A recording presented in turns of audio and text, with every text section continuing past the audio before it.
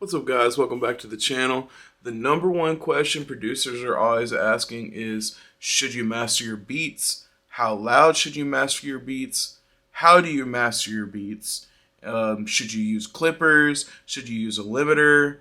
How loud should you export your beats? Should you export them at -6 or should you export them at 0? There seems to be a lot of confusion. So I'm going to give you guys some examples, walk you through mastering. We're going to talk about clipping and distortion, and hopefully it should answer all of your questions about mastering beats. Alright, so every sound has a transient and a sustain, right? So the transient's going to be the loud, pokey part of the sound, and the sustain is going to be where all the body's at. Now, I've turned up the out knob here so you can see how it looks with no sustain, and I'm going to go ahead and play it so you can hear how a snare would sound if it was only transient and no body.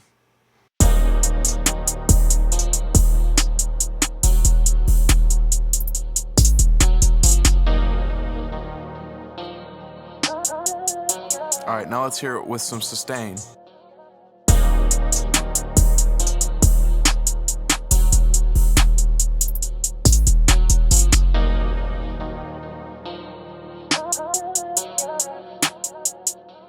Alright, so you see how when you add sustain to a sound, it makes it cut through, it gives it a lot more body, and now all of a sudden you can hear the snare drum. When it was just transient, you couldn't even hear the snare at all. It was just like, it was really pokey sounding. So you can also do the same thing with 808s. You can visually see, okay, this is the loud part, this is the sustain. The out knob kind of turns the sustain down so you're able to make sounds shorter. Right, now sometimes you may want that, but you can use something like parallel compression to actually bring the sustain up. Now, what a lot of people do is just throw a clipper on their master. What they're doing is they're turning the transient down, and it's making the sustain louder because the transient is quieter. So when you use auto gain, you're actually turning the sustain up, but clipping also adds distortion. So the thing I don't like about Fruity Soft Clipper is there's no visual aid. You're not able to tell how much you're clipping. That's why I like to use this plugin called Flatline. You can also use G-Clip. It's a free clipping plugin for Windows. Anyway, so Flatline lets you visually see how much clipping you're doing, right? Fruity Soft Clipper doesn't. So check this out. We're gonna kind of go crazy.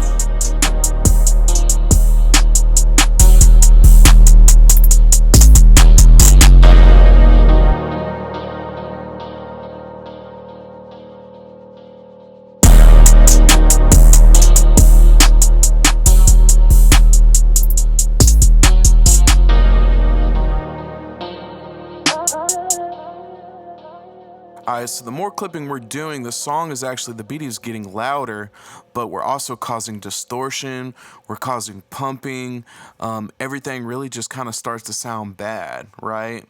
The problem with this is when you add vocals and you go to master the song, you're not able to get as loud. Now, a different way to turn up the sustain of some of your sounds is by using something like parallel compression. I really like this Waves MV2 plugin because it has one single knob that you pull up and it adds parallel compression to any sound. So you can literally throw this on your mix, on your master bus, pull up this parallel compression. It says low level. You pull this knob up and it's going to add more sustain, more width, and body to your sounds. It's a way to get more volume without adding too much distortion, right? Something else you can also do is add some saturation.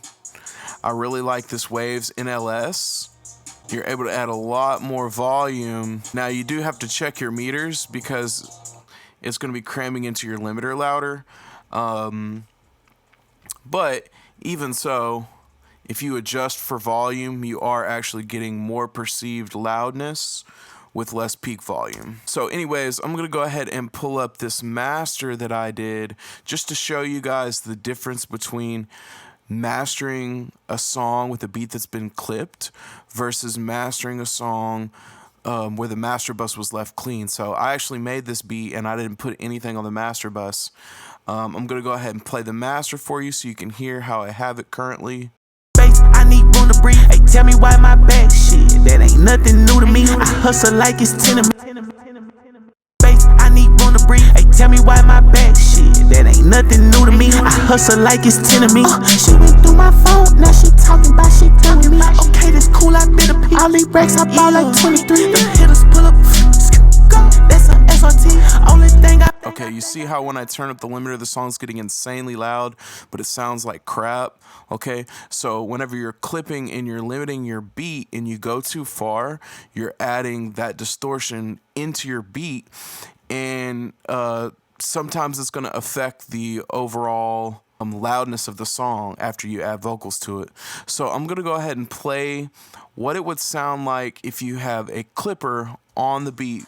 I need room to breathe. Hey, tell me why my back shit. That ain't nothing new to me. I hustle like it's tenement. She went through my phone, now she talking about shit doing me. Okay, that's cool, I been a P. All these racks, I bought like 23. The hitters pull up. That's a SRT. You see, even with the same volume, the clipper is more distorted. Hey, tell me why my back shit. That ain't nothing new to me. I hustle like it's tenement. She went through my phone, now she talking about shit doing me. Okay, that's cool, I been a P. All these racks, I bought like 23. The hitters pull up. That's a SRT. Only thing I fear is being broke. Keep that off of me. I ain't trying to get. Now, you can get away with slight clipping, but that's really an artistic choice. If you want that crunch, the clipper may be the exact thing that you're looking for, right?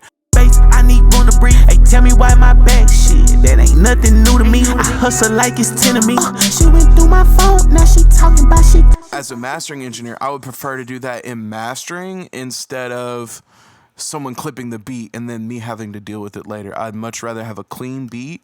That way, when the vocals are added and I master it, I can make it distorted if I want, or I can just leave it clean and get a loud, clean master. If you're working with a cleaner beat, you're going to get a cleaner master. Now, also, I'm going to show you guys what it would sound like if I had limited and mastered the beat before the vocals get added. I need room to breathe. Hey, tell me why my back shit. That ain't nothing new to me. I hustle like it's tenement. She went through my phone, now she talking about shit doing me. Okay, so notice how we're getting a lot less punch. I'm gonna have to dial my compression back because there's already compression baked into the beat. I need room to breathe. Hey, tell me why my back shit. That ain't nothing new to me. I hustle. If you're mastering a beat slightly, you should be okay. Just don't overdo it with the compression and the clipper, because you're basically gonna box in whoever's trying to master the track. They're gonna try to master it and it's gonna immediately distort and it's gonna sound bad, so they're not gonna be able to get the song as loud as they would have been able to get it if you didn't master your beat beforehand. Now, it's still up to you guys. If you're sending them straight to artists, they may prefer a mastered beat because it sounds louder right out the get-go.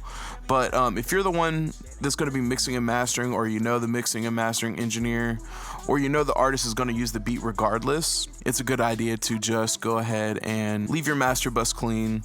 That way you give the mastering engineer more room to play with. And as far as exporting your beat at 0 or -6, it really doesn't matter. The mastering engineer can turn it up to 0 or -6 if they want to. The only reason you would really turn down your master when you're exporting is if you're exporting at 0, a WAV file, and then you downsize it to an MP3. Sometimes in the conversion, there can be clipping distortion in that conversion. So sometimes people will turn their master down to like -0.03 just to prevent that distortion from happening. But other than that, if you're exporting lower than 0, you're leaving volume on the table. So I would suggest putting a limiter on your master when you make the beat, but it really shouldn't be doing much of anything. Like, it might get triggered barely here and there, but you don't want to be doing more than a dB of compression on your beat when you export it. Also, keep in mind there's different limiters you can play with. I happen to use the Pro L on this master.